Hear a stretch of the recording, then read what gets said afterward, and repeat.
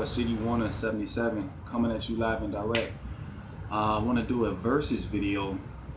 I get a lot of questions asked, what are some great concealed carry firearms to carry? And this is a array of so many firearms out there, right? You got XDS, Smith & Wesson, Shield, Ruger, LC9, the Glock 42, 43, the Car 9, CM9, Walther, PPQ. It's just so many of them. Then you have a lot of people who like to carry the Glock 19 or the Glock 26 or the Glock 27. And it just goes on and on and on. So through my year of carrying every day and trying different guns, whether it be full size, compact, or subcompact, you know, you got to try them out, man. You got to have the right holster. You got to have the right system with the right gun belt. I'm learning how to carry at different positions, like the appendix, which is starting to be my favorite, or like the 4 o'clock or strong side, depending if I got my compact SIG on me, right holster. So it's just a trial and error thing, man. So with that being said, just real quick, so let's get into, you know, we have the Smith & Wesson M&P Shield, which is here. You guys can take a look at that, right? Smith & Wesson M&P Shield with the flush mag. We got some defensive ammo with hollow points. This will hold 7 plus 1 in the chamber for the flush mag, and it's nothing loaded in there, if you guys can see for the video. Just the magazines. And then we have here, we have the Springfield Xds 9mm 4.0 inch barrel with the flush mag, and this one holds 7 plus 1 as well. And this one also is clear. It's just loaded in the magazine. We're using critical horny defense in this particular hollow point. So with that being said, these are both what they call subcompact firearms, right? Obviously we got different lengths on the size of the barrel, but the length of the barrel really doesn't matter too much. It's the butt that sticks out that prints. So I'm learning, as you learn how to carry concealed, that the shorter this is, the likelihood of you not printing and someone not knowing you have a firearm on you. Plus it also depends on the right holster, and if your holster has a cant, which a lot of times you want the gun to be kind of sitting like this instead of vertical, so it doesn't print as bad. Width of the firearm makes a difference as well. The actual width of the firearm, like this is 1 inch. The M&P Shield is just as thin as well.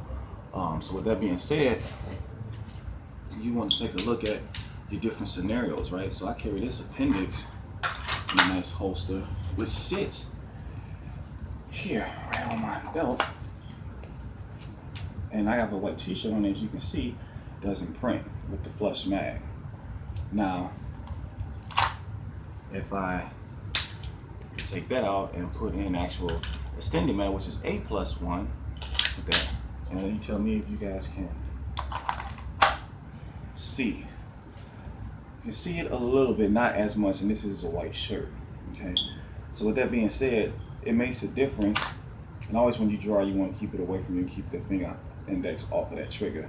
But with that being said, you know, it's just a matter, do I get a great full grip with my big hands with the extended mag? Yeah, I do. But I also train and learn how to shoot with the flush mag and the pinkies off of there, right? But it's easier to conceal. Now, the likelihood of you have to actually pull your firearm and get into a shooting, God forbid, that would never happen, right? Because we're good law-abiding citizens and we try to diffuse the situation, not invite or antagonize people and feel like a tough guy and shit because you have a firearm. They're strictly for defensive purposes, to defend your life and your loved ones, and that's it. It's nothing more. We're not criminals. We enjoy this Second Amendment freedom, being able to carry firearms in society, but we also have a responsibility to be safe and protect others and ourselves, and not stir up chaos amongst people, letting them know you have a firearm. So that's the M&P Shield, and you can really get into your own specs. There's not a lot to as far as the specs, I was talking about just size and stuff and capacity. These are both, you know, like I said, subcompact firearms. This one retails for $3.99 or sometimes $3.49 on sale. This one retails for $5.99, sometimes $5.49 on sale. Holds the same capacity. Now this one obviously is the not all black matte finish. This actually has the biotone, the fiber optic red front sight. I don't know if you can see that, so it makes for a good sight picture.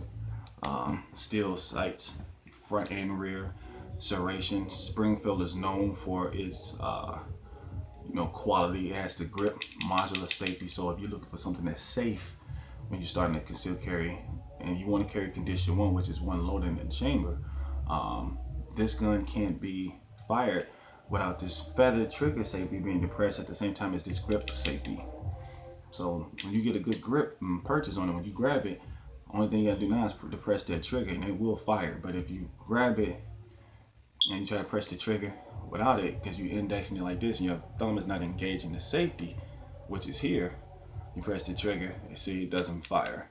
So with that being said, if you're looking for something to be safe, you got to kind of weigh your options, right? It's thin, low profile with the flush mag, has a nice capacity, but has a grip safety. So this is what I start off with at first. But now I'm a little advanced shooter, I know how to be safe with my firearms.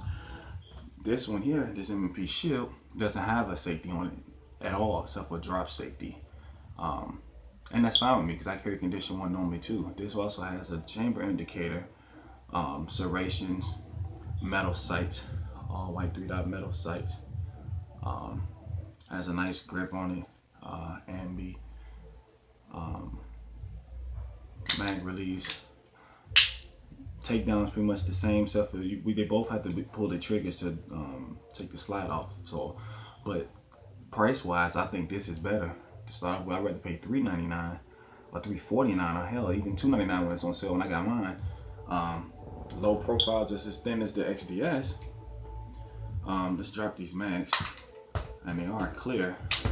Just to make sure, always safety check still. They are clear. Let's lock that back.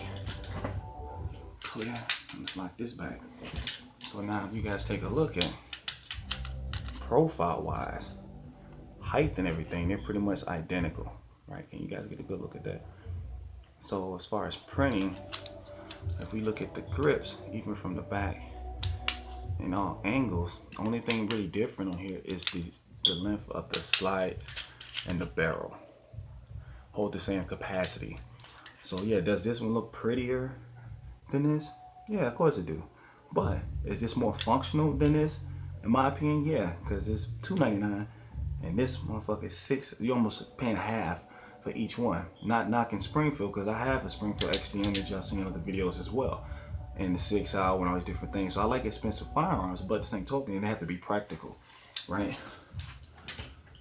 So with that being said, like if I had a choice to pick, if I had $600 and I just got my concealed carry license, I would rather get a nice budget, reliable firearm that's made by Smith & Wesson, that meets all my needs, nice capacity firepower, budget mine I can get for $2.99 to $3.49, and then take that extra money, get a good holster with Kydex that covers the trigger for appendix carry or 4 o'clock carry, get extra mag, ammo, and the right gun belt. I took that same money I would have got with the XDS, and I saved almost, I paid, pretty much got my whole concealed carry system with the Smith & Wesson over conversing with this. I'll be out of a lot of money, and to each his own. If you make it and you don't care about spending money on it, guns, fine, so be it. I'm not knocking you, I'm just saying I learned over a year and a half now that you have to find good deals and make sure everything's functional. I went through a lot of EDC belts, holsters, different firearms. So, and I learned that it's a different tool for every application. That's all these are tools. They're deadly tools if they're not used properly. But, you know, when it gets hot outside and you're wearing less clothing, tank tops and white t-shirts, you want some low profile that's thin and comfortable, but still has the same capacity and the firepower. So God forbid you ever have to draw this and pull, you know, you can defend yourself. So I mean, I don't know. They weigh about the same, man. Trigger stock is 5 pounds on each one of them. Crisp brake on both of them. So like I said, same capacity. Ambidextrous safeties. This one has serrations only in the rear of this one, but it does have a little Picatinny if you want to add like a laser on the Springfield Xds. Converse to the Smith & Wesson doesn't have Picatinny to add a laser, which you still can, but it doesn't have a Picatinny rail on it. But like I said again, you have to look for the features that's functional to you. I don't use lasers. I think that's for some movie shit. That's up to you. I don't need a laser. I can rely on my sights and my training to make my shots count. So, but yeah, comfortable to carry, man. Great shooter, reliable, inexpensive, great quality name. The brand recognition is out there. Do some research on them. So would I recommend this over XDS? Personally, yeah. And I love Springfield, but as far as a carry firearm that's inexpensive, and God forbid you ever have to use this and you shoot someone with this, you know, they're going to take these firearms and put them into evidence. So would you rather them take a $299 gun or a $600 gun? Gotta think about that sometimes. So yeah, this looks good and cool, but how often are you really going to be showing this gun off out in public, right? I'm trying to really see how pretty this gun is at the range or something when you're shooting it. So with that being said, this is just fine for me. You know, but yeah, I love them. You just have to learn, you know, what works for you, and try different methods and systems. Research, go on YouTube, find people, channels like myself who are trying to learn as well and share the information for free. You know, you guys like and subscribe our videos and leave us comments. Majority of my good comments. Some people are negative and like to troll and argue with you, and I'm learning how to realize I have to start ignoring some of these guys because it's just not worth the aggravation. You know, I'm only doing this for a forum. I like talking about the gun culture. I believe people have the right to defend themselves, whether it be foreign or domestic. As long as you're legal and you learn your laws, and this is a great forum and platform, and it's free to learn and get the information. That's all I did before I made my first firearm purchase. I always checked a lot of people out, like Hickok 45. Check him out. Tactic Response, James Yeager, great guy over there. Such, I like the guy Such. He does awesome videos. I like the Lucky Gunner channel. I don't have a problem sending you guys to other people's channel because these guys give great info and great reviews. I'm still learning. I have a baby channel. I haven't even learned how to edit all my videos yet, the right software. So I would like to learn that stuff. So with that being said, it's coming. So anyway, this is your boy City Warner 77 signing out. Like and subscribe, and I'll holler back at you later, man. Peace.